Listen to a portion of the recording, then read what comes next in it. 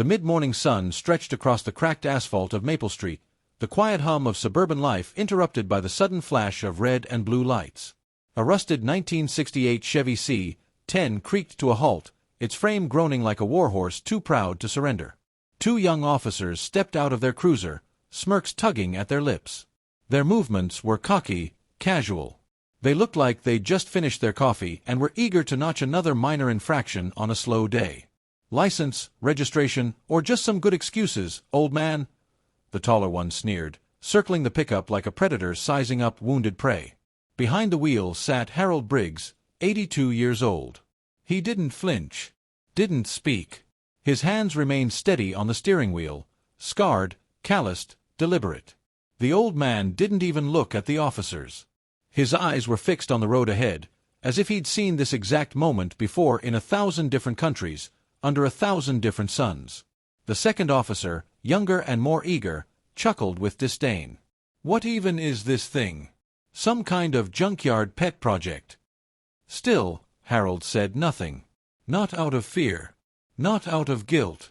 But because men like Harold had long ago learned the value of silence. Of stillness. In war, silence keeps you alive. In peace, it reveals others. When they asked for ID, he complied without a word. When they pulled him from the vehicle, he didn't resist. His boots hit the ground slow and heavy. They patted him down roughly, muttering, mocking. "You sure this isn't stolen?" the younger one asked. "No plates. No tags," the older one added. "Bet he's running moonshine or meth." Harold stood there, quiet and calm. If they'd bothered to look closer, they might have seen the worn embroidery on his cap, U.S. Army Special Forces. Or the faint outline of a tattoo hidden beneath his rolled sleeve, a symbol only a few men on Earth carried. But they didn't look. They didn't ask. And that was their first mistake.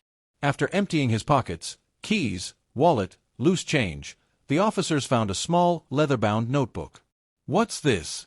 Some kind of code?" one of them asked, flipping through the pages. Inside were names. Dozens of them. Some marked with stars. Some crossed out. No explanation. No key. Harold's voice, when it came, was soft but solid. "Names of men I served with." The officer scoffed and tossed the notebook back like it was trash. Harold caught it mid-air and tucked it into his shirt pocket. His fingers lingered there for a moment, just long enough for a memory to pass through them. A jungle clearing in Cambodia. A desert compound in Kandahar. A rice paddy in Laos. Each name in that book carried a mission, a sacrifice, a piece of his soul. But these officers didn't ask. They didn't know what the stars meant, Kia. And they didn't know what the crossouts meant, lost, MIA, presumed dead. Some names were his responsibility. Some were his failures. All were his brothers. To the officers, it was just the scribblings of an old man. To Harold, it was sacred. "Uncooperative," one of the officers radioed in. "Might be a risk. Elderly male. Confused. Possibly unstable."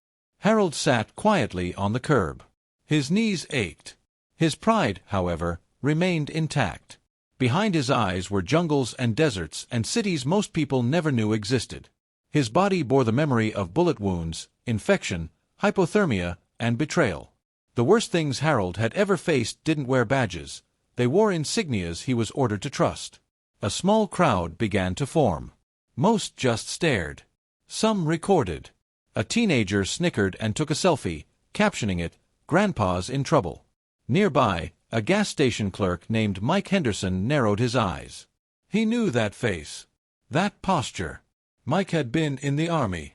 He knew the way a soldier sat when surrounded, composed, still, alert. Mike picked up his phone. "You're not gonna believe who they've got sitting on the ground right now," he told the man on the other end. "Yeah. It's Harold Briggs." That call would change everything. Exactly 1 hour after the stop, the wind shifted. A black SUV with government plates rolled around the corner, moving with purpose. It didn't ease in. It arrived like a decision already made. The doors opened in sequence, military precision.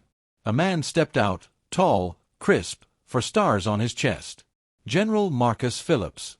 He didn't waste time. didn't salute. He looked directly at the two officers and said 6 words. "You just stopped the man who trained me." Silence rippled through the air. The officers froze. The crowd collectively inhaled. General Phillips walked with authority toward the man still seated on the curb. "Permission to help you up, Sergeant Major?" Harold looked up slowly and nodded. "Permission granted. No theatrics. No speeches. Just 2 soldiers acknowledging rank, history, and shared sacrifice." Harold rose, straight-backed despite his age. The general turned to the crowd, then to the officers. "You didn't know because you didn't ask. This man is a legend in our ranks. He led missions that don't exist on record. He trained generations of warriors, including me." The officers looked like they'd seen a ghost. The general didn't stop there. He gestured toward the truck, still quietly ticking in the sun. "That truck. It transported medical supplies during Hurricane Andrew. It's legally registered as a historical military vehicle. You'd know that if you'd checked your department's database. Paperwork is filed annually." One officer stammered, "We were just following protocol."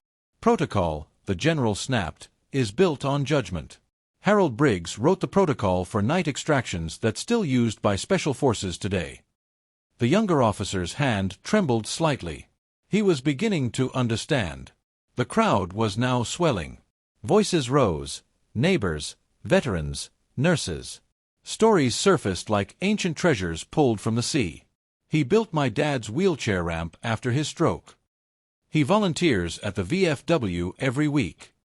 He delivered groceries during the blizzard. Wouldn't even let me pay." The general turned to Harold. "You never stopped serving, did you?" Harold's response was simple.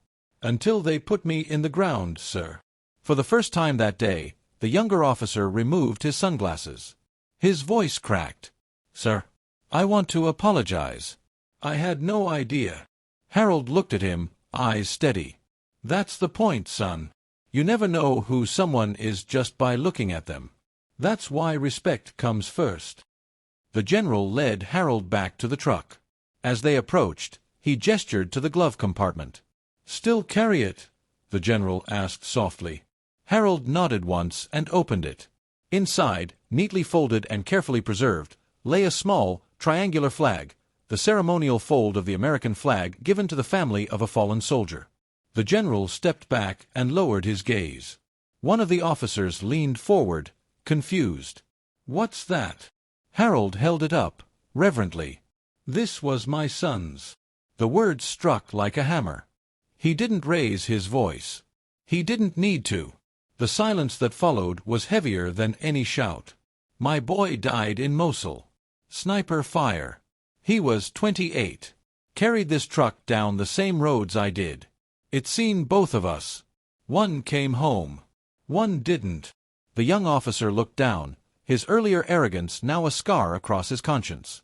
Harold gently tucked the flag back into the compartment like returning a soul to rest.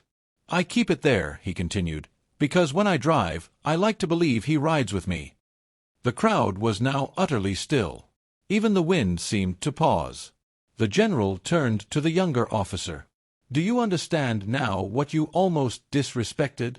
"Yes, sir," he whispered. "I didn't know." "Knowing isn't always about facts," Harold said. "It's about heart. About care." Later that afternoon, after the scene had cleared and the media began to buzz around the incident, the two officers stood outside the precinct, nervously shifting their weight as Harold approached. The younger one, Officer Ramirez, was the first to speak. "Sir," he began, swallowing his pride, "we were wrong. We thought you were just some old guy with a rusty truck." Harold raised an eyebrow. "And if I had been—" Ramirez blinked. "What do you mean?" Harold stepped closer. "If I hadn't been Special Forces, if I was just an old man with a beat-up truck and a wrinkled notebook, would I have deserved less dignity?" Ramirez's face flushed. "No, sir."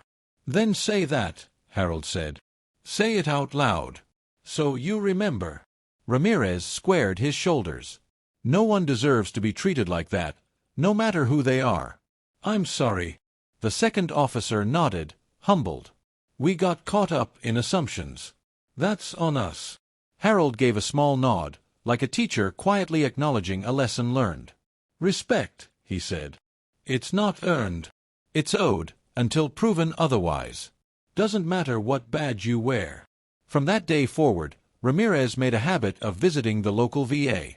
And the notebook in Harold's pocket gained 2 more names, this time underlined in red. Not for loss. For redemption. 2 days later, Harold received a call. It was brief, to the point. "We want you to speak at West Point." Harold blinked. "What would I even say?" The general chuckled. "Whatever the hell you want." 3 weeks later, Harold stood at the front of a room filled with cadets in starched uniforms, their faces fresh, their minds sharp. The air buzzed with ambition and nervous energy. He walked slowly to the podium. No grand entrance. No PowerPoint. Just the man and his presence. "You want stories," he said. "I've got plenty. Missions I can't name. Places I shouldn't have been. Lives taken. Lives saved." The room was silent. "But today, I want to talk about the hardest part of service. Coming home." He told them about the stop. About the notebook. About his son. About being forgotten in the country he never forgot. "It's easy to be respected in uniform," he said. "Harder when it's just you. No medals. No insignia. Just old bones and fading stories." He scanned the room. "When you leave this place, when you wear your rank, remember this, you are temporary. But how you treat people, that's forever." There wasn't a dry eye in the hall. Word about Harold spread like wildfire through the veteran community. VFW halls, military forums, and local newspapers began telling his story. Eventually, it reached Arlington. An official reached out. "We want to archive your notebook.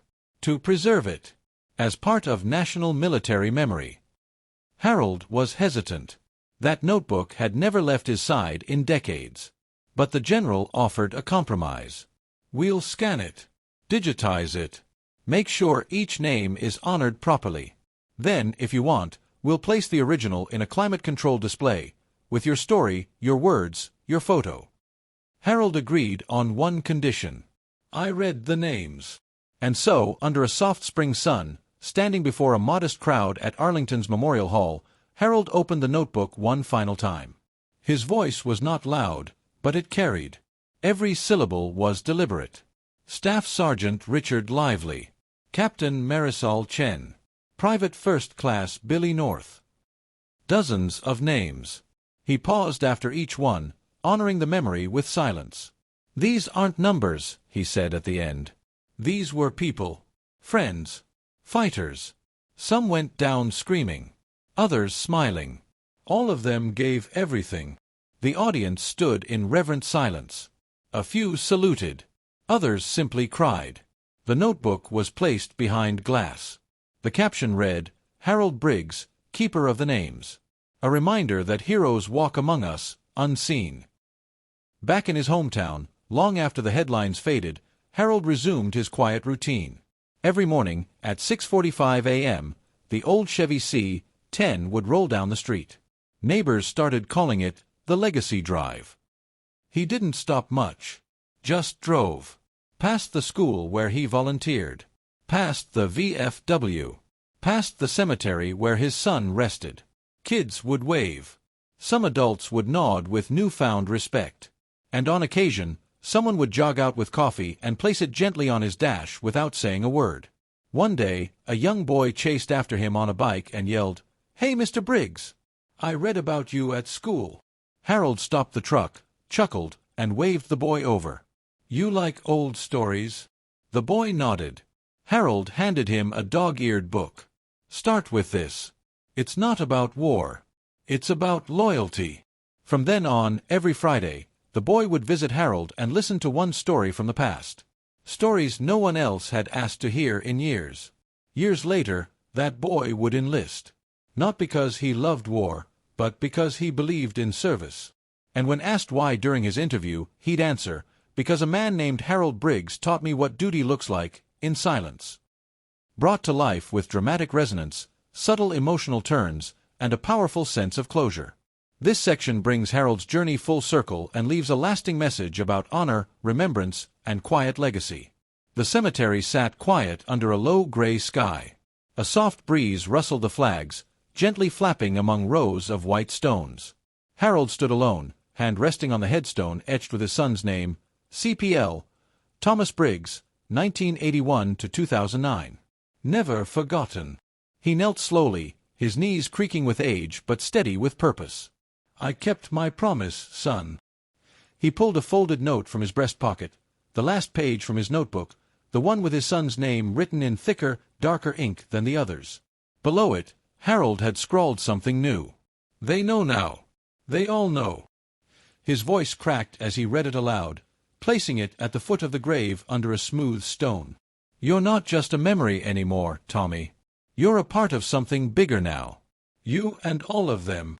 For a long while, he sat in silence. When he finally rose, he turned and saw something unexpected. The young boy from the neighborhood, the one who'd started listening to his stories. The boy held a small flag, awkwardly clutched in both hands. I wanted to bring this, he said. For your son. Harold's throat tightened. He would have liked that. They placed it together, side by side. Weeks later, Harold was invited to speak at a local high school, just a guest talk for a history unit on veterans. He agreed, but only after the principal promised the students actually wanted to listen. He walked into the classroom wearing his old army jacket, not the full uniform, just the coat, with its frayed cuffs and quiet medals. Morning, he began, glancing at the young faces before him. I'm not here to tell war stories. I'm here to talk about what happens after. The teacher, unsure of where he was going, looked concerned. But the students were hooked. After the uniform comes off, Harold continued, after the parades and the headlines fade, what's left is who you really are. That's what matters. He told them about the notebook, the drive, the folded flag in his truck. One student raised his hand. Why do you still do all this? Harold's gaze softened. Because remembering is an act of love. And love, kids, love is service in disguise. After class, students lined up to shake his hand. One even hugged him. That night, the teacher sent Harold a note. You didn't just teach history today. You made them feel it. One morning, Harold stepped out to find a small crowd around his truck. Teenagers, veterans, parents. They were laughing, taking photos, pointing at something taped to the side. He walked over slowly. A handmade sign had been attached just below the driver's window. Painted with care, it read, The Guardian. Someone stepped forward. A local mechanic named Eli.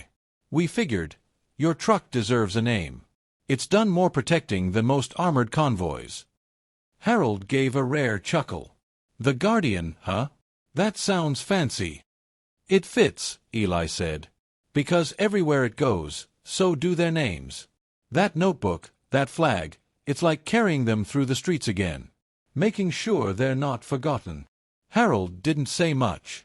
Just touched the sign with reverence. From that day on, the Guardian became more than a nickname. It became a local legend. People would honk when they saw it, salute when it passed. Some would leave tokens, flags, flowers, handwritten letters, on the windshield in the early morning hours. Harold never removed a single one. He kept them all. Veterans Day arrived with an overcast sky and a biting chill. The town prepared its usual parade, marching bands, fire trucks, color guards. Harold hadn't planned on attending. He never liked being the center of attention. But that morning, he found a formal invitation in his mailbox. No name on the envelope, just 4 words printed in bold. It's your turn now. When he arrived, he saw something that made him stop cold. At the front of the parade lineup wasn't a float, wasn't a marching unit. It was his truck. Polished. Decorated with flags. Clean as it had ever been. A banner stretched across the front bumper. Led by the Guardian. Honoring Harold Briggs and all who serve. Harold was speechless. The general stood nearby, waiting with keys in hand. You don't have to ride if you don't want to, he said. But Harold took the keys, nodded once, and climbed in. As the parade began, he didn't wave. He just drove slowly through the streets, eyes scanning the faces, some clapping, others weeping. Behind him followed the entire veterans unit, hundreds of men and women, boots in sync, saluting not just the flag but the man at the front. He didn't march, but he led them all the same. Years passed. Slower now. His bones ached louder than before. But he still made his morning rounds. One night, as the sun dipped behind the hills and the shadows stretched long across the floorboards, Harold sat at his desk, the familiar notebook open in front of him. The pages were worn, some frayed at the edges, stained with rain and time. He picked up his pen and turned to the final blank page. With practiced care, he wrote one last name. Harold Briggs, SFC, Ret. 1947. He paused at the end. Didn't fill in the last year. Not yet. He closed the notebook gently, placing it in the small wooden box beside the folded flag. Then he stepped outside and looked at the truck. One last drive, he thought. No destination. Just motion. As the engine rumbled to life, the streetlights flickered on, casting soft golden halos on the pavement. The Guardian rolled forward, quiet and steady, one last journey into the night. Behind him, porch lights flickered on. People stepped out, just to wave. Not because they expected him, but because they hoped he'd still come. Epilogue, a bronze statue, a legacy alive. Years later, in the town square, a modest bronze statue stood at the edge of a new veterans memorial. It wasn't Harold in uniform, not a dramatic pose with a rifle. It was him in a flannel shirt, hand resting on the roof of his Chevy C10. The plaque read, Harold Briggs, the Guardian. Not for how he fought, but for how he remembered. And every year on Veterans Day, kids still leave folded paper flags by the base. Because his story wasn't about war.